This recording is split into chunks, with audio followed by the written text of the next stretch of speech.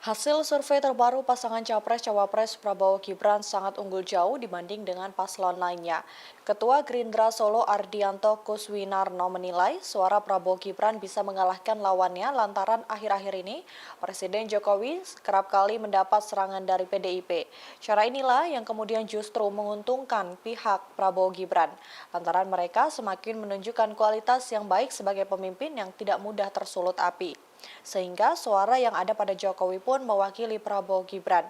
Pernyataan ini disampaikan Ardianto pada Senin 11 Desember 2023. Sebagaimana diketahui, survei Litbang Kompas Desember merilis hasil elektabilitas Prabowo Gibran yang mendapat perolehan suara 39,3%. Sementara itu, pasangan Anies dan Caimin unggul dari Ganjar Mahfud. Mereka meraih 16,7% suara dan unggul tipis dari Ganjar dengan angka 15,3%.